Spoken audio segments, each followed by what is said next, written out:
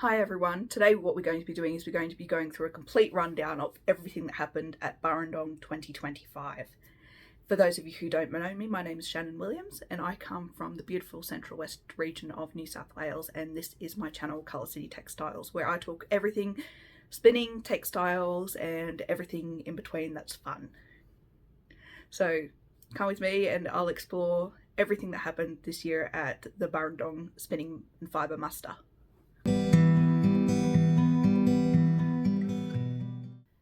Now, you might have heard some spinners, especially in New South Wales, talk about Burrendong and how great a time they've had at Burrendong, and thought, what on earth is Burrendong? So what Burrendong is, it's a spinning retreat. It's called the Burrendong Muster, and it is held for 3 nights in the middle of June at the Burrendong Sport and Recreation Centre, which is the New South Wales Office of Sport Centre, and it's at Lake Burrendong in New South Wales. So there's other retreats that you can go to as well that you might have heard of, such as Yandia or Lake Keepit, and Burrendong is just another one of those.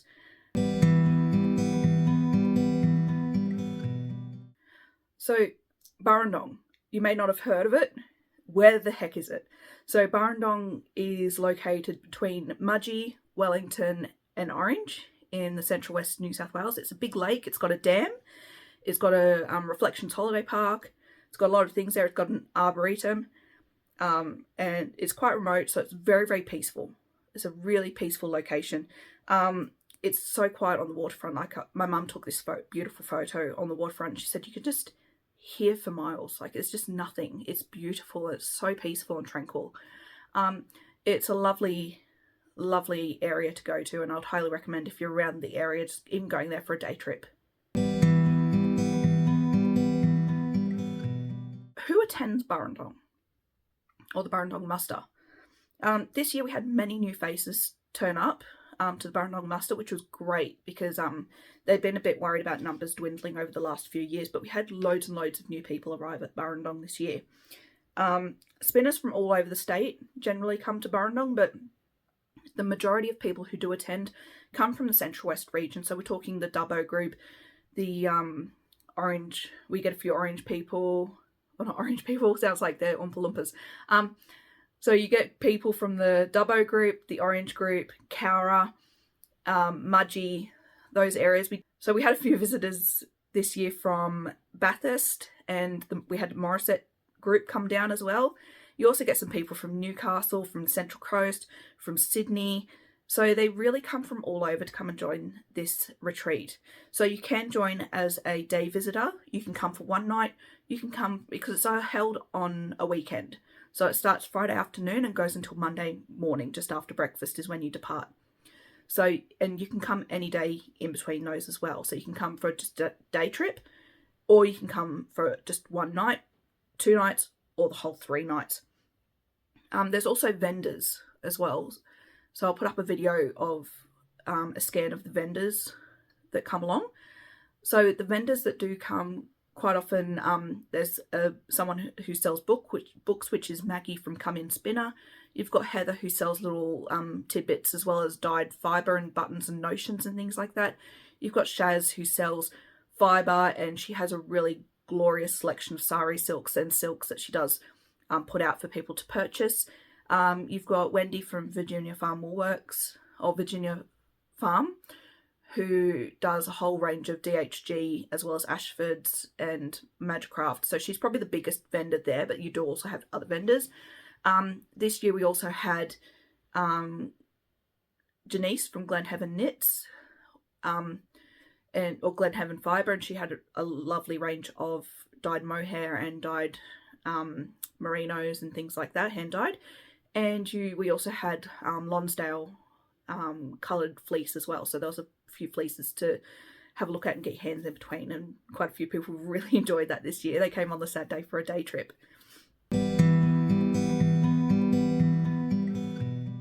So what do you actually do at Burrendong? What do you do at one of these spinners retreats? So obviously you spin, like you bring your spinning wheel and do some spinning while you're there. But you can also, it doesn't necessarily have to be just limited to spinners. I brought my mum along this year, and she's just a knitter, and she does knitting and crochet and quilting and embroidery and little things like that. So she brought some knitting to do, and I generally sat there and spun the whole time. It's just nice to have a perfect opportunity to meet with like-minded crafters that you wouldn't necessarily come across, because we're spread so far across different regions. So it's nice to just get together with people who are like-minded, not just knitters, but spinners, people who understand the fibres and how they work, and just generally being all together in a group, being able to network, being able to actually just enjoy each other's company and talk about things that people would usually have no idea what you're talking about.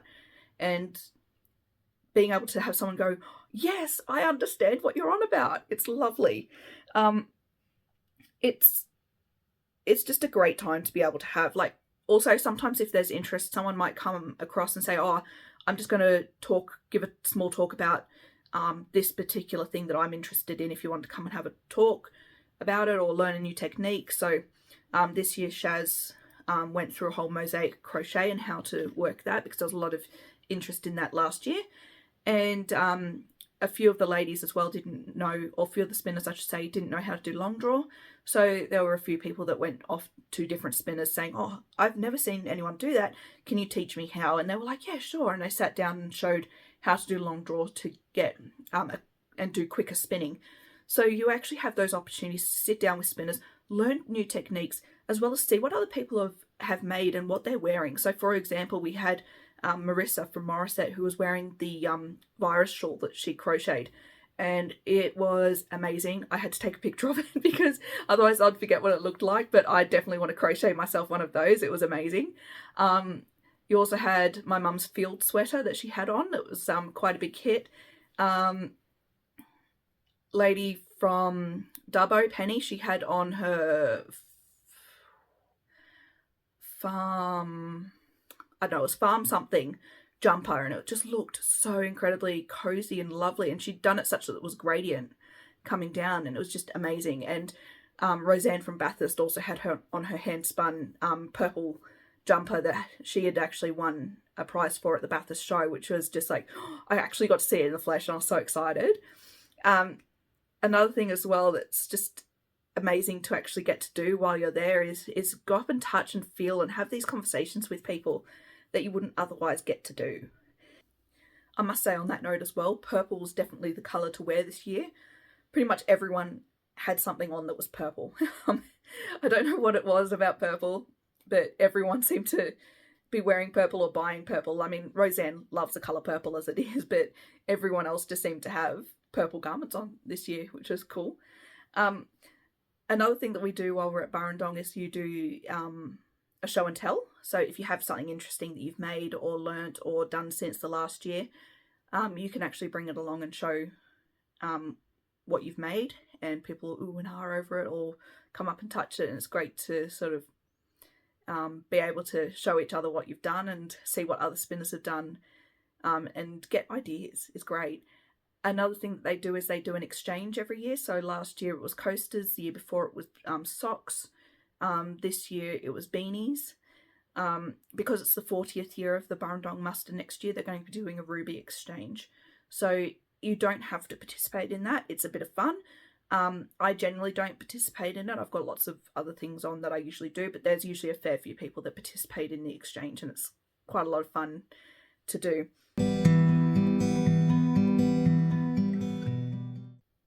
Now, with the vendors and what they sell, I did make a few purchases this year. I did limit myself on how much I could spend, because often I come home after going to Burrendong having spent a fair amount and wanting to buy even more. But this year I did limit myself. I did go over my limit, but not by very much, because I was very conscious of the fact that now I'm not working, I don't have as much money to spend, and I've got to be cautious about how much I've spent, as well as having Rego that came out 2 days before. Thank you, Services New South Wales. And GIO for upping my insurance by $300 again this year. But by the by, I bought some stuff. So, from Glenheaven Knits, so you can see here Glenheaven Knits, I bought some lovely dyed kid mohair tops. So you can see here, got the kid mohair tops, beautifully dyed. So with this one, it's got elements of purples and navies and blues, And then with this one, it's got teals and blues, purples, magenta.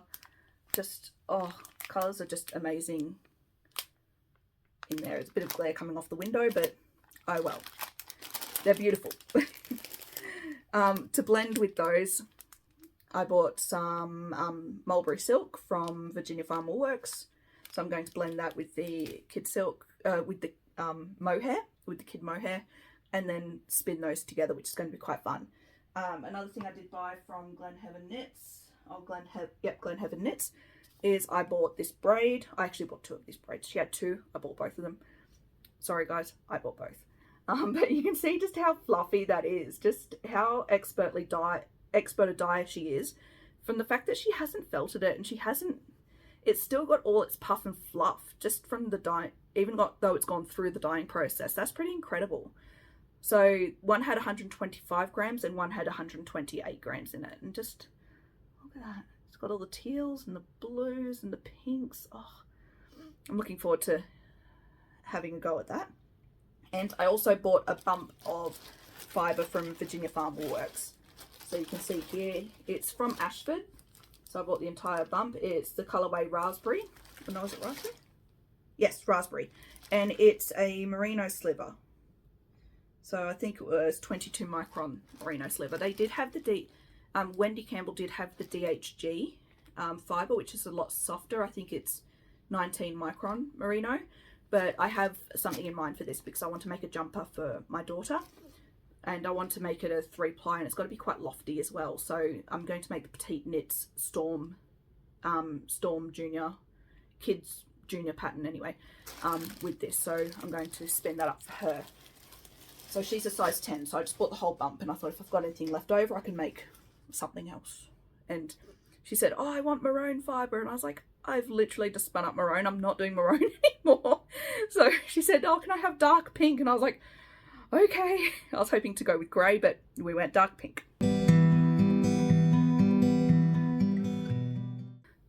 Now, onto the facilities and food, because I know that this is one of the big things when people are going to camps that they talk about, and they compare camp to camp and spinning retreat to spinning retreat based on what the facilities and the food is like. So this particular venue is used for school camps and sporting camps and things like that a lot. So they'll have like rugby teams come in and do practice and retreats there, or they'll get school camps come in. So it's not a 5-star luxury resort by any means, but it is practical, it's comfortable. So you will need to bring all your linens, doonas, pillows, all those kind of things. Nothing there is provided except for probably like just your mattress, really. So everything else, all your linens you need to bring with you, and it is cold. So I tend to bring a queen doona because that's all I've got in my house.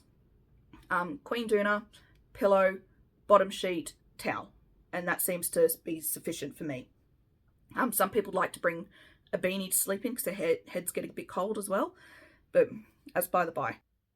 In each room, you'll usually get 4 people in the accommodation. So there will be bunks in most of the rooms. Some of them do just are the teachers' accommodation. So it really depends on where you get placed year by year.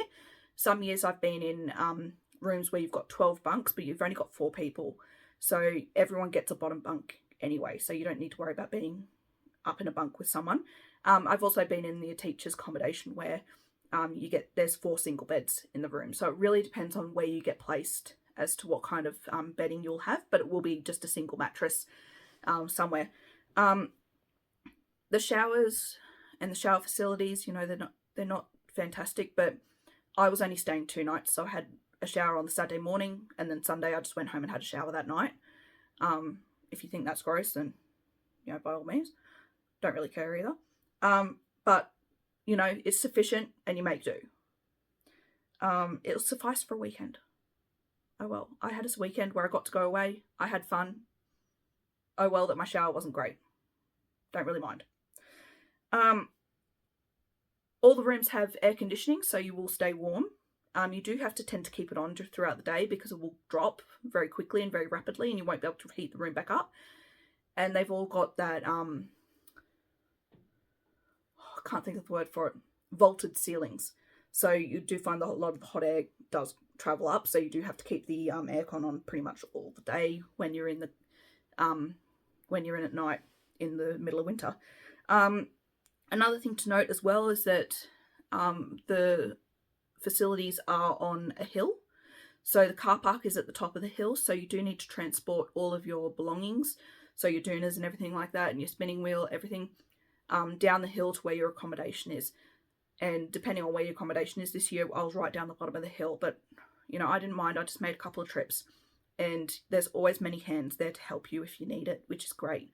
And quite often they might have a few blokes there helping out, and they'll just take all your stuff down for you. There's always someone that's willing to help, which is amazing, because they're just happy that, you know, you've come to the retreat. Everyone's happy to see each other. They're all excited. So it's all hands make light work. Many hands make light work. Now onto the food. The food is pretty good for a camp. I mean, it's not a Michelin star restaurant, but it is actually pretty decent food. They do cater for a lot of different allergies and a lot of different, they make a lot of accommodations, whatever you need. They always make sure that they make accommodations, and if there's anything that could cross-contaminate, they make sure it's served separately. And that's really, really good. So any accommodations that you might need, they will go above and beyond to make sure it's done. All your food is cooked by a chef as well while you're there. Now, you do get 3 hot meals a day. So most of the time in the morning, it's bacon, eggs, baked beans, hash browns, morning hot food. You do have the option for cold breakfasts as well, but most of the time you do get a hot breakfast, which is awesome. For lunch, you usually get some sort of light something. So one day it was quiche. You had the option of chicken, veg, or ham quiche. Another day there was pumpkin soup. For nighttime, you might have meat and veg. So it's really, you get a nice, decent hot meal, and then you also get dessert as well, which is bonus. It's just great that you don't have to think about, okay, what have I got in my cupboards? What can I cook? Oh, I've got to go down the shops. I've got to go buy it. I've got to make it. I've got to have it on the table. I've got kids that sit there and go, I don't like it. You know, you can just sit there and eat in peace and not have to think about what you have to cook. It is the best to just have that for a couple of days. I love it. I just go there for that. Everyone also brings a plate for morning tea to share. And so quite often you have morning tea, afternoon tea, you just got a plate of just sugary pick-me-up foods that's over on the side that you can just tuck into whenever you need to. And you can even eat it 2 o'clock in the morning. It's great. It's actually really, really good. And it's for what you're paying for the camp, you actually get really good value for money, I think. So what did I get done there this year? So I brought my Magicraft little gem with me this year, just because it's small, it's transportable. I was having a couple of issues with it that I wanted to get it looked at as well by Wendy, but I didn't quite get the time to go to her to get them looked at. But by the by, I brought my Magicraft little gem. I bought 4 bobbins as well. The first day I spun my green cat and sparrow fibre that I prepared on one of my other videos. I spun it and plied it as well the second day. So we're talking Friday night I arrived. I spun 2 bobbins worth. I just did a really quick, thick spin from the fold. Got those 2 bobbins done. The next morning I plied it.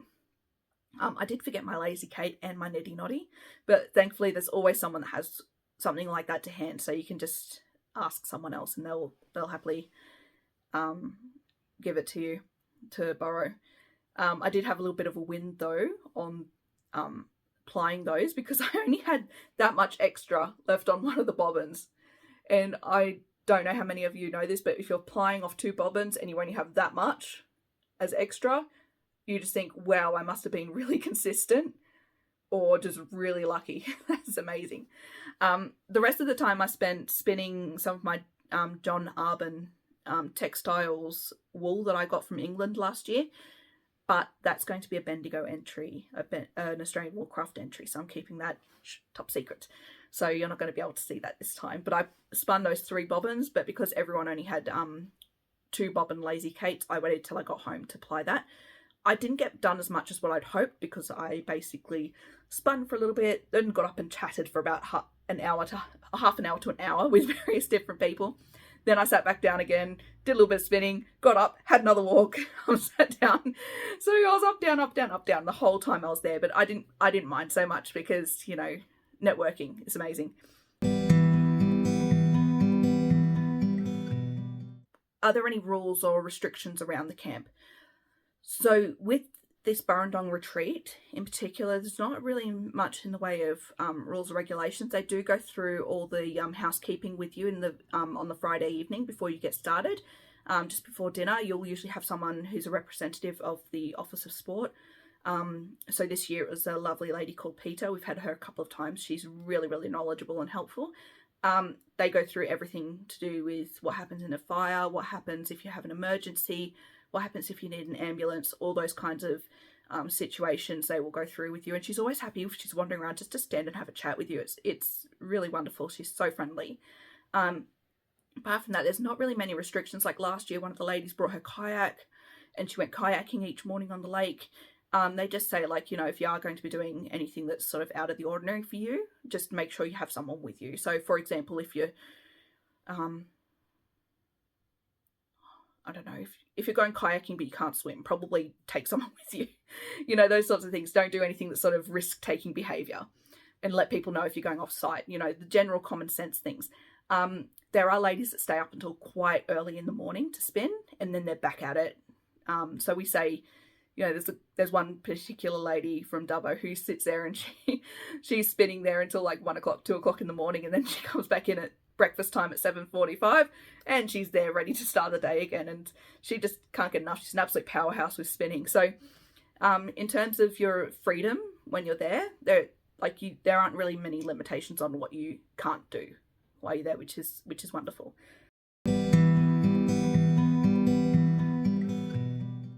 If you want to attend the Burrendong Muster, there's an email that you have to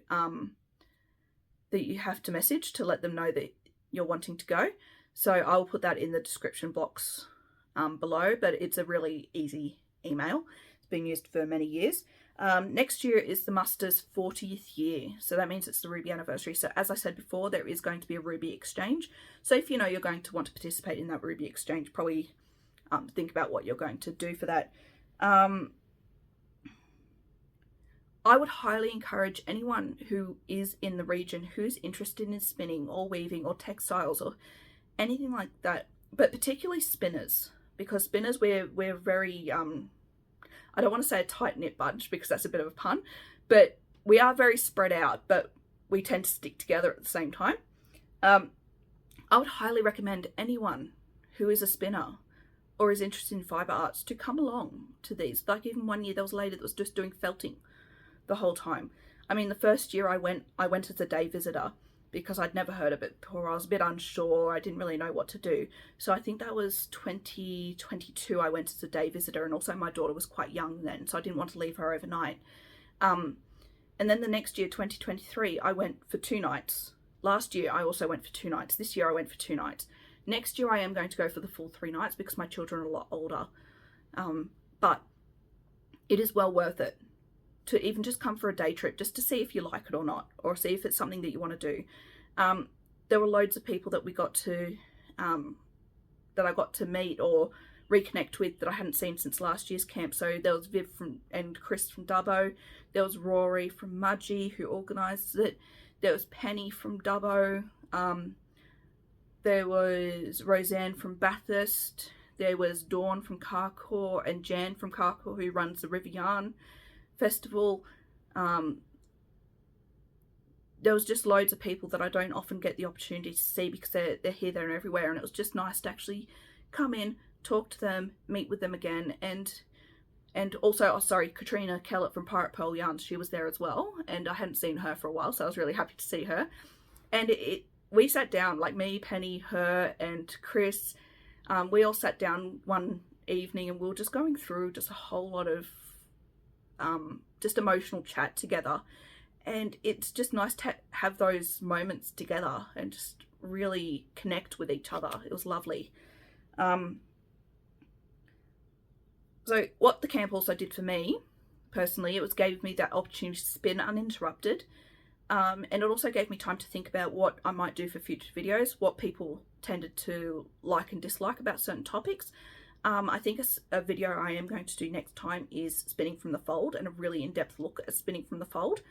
I also want to go through preparing fleece for spinning as well, because there's a lot of people that spun in the grease, which, you know, I'm not going to yuck someone else's yum. You want to spin in the grease? You do it. Not my cup of tea though. So I'm going to go through some things that I do to prepare fleece for spinning and how I wash it and that sort of thing. And also gave me some feedback on how I can improve my current videos. So thank you, both Maggie OD, and who was the other one? And Colleen. Thank you so much for giving me a little bit of feedback so I can actually improve my videos. It was really wonderful. So yeah, hopefully next year we'll be able to see a few more faces out at Burrendong, even more than what we had this year. And I hope you liked my little walkthrough on what Burrendong 2025 was like. So until next time, guys, see you later.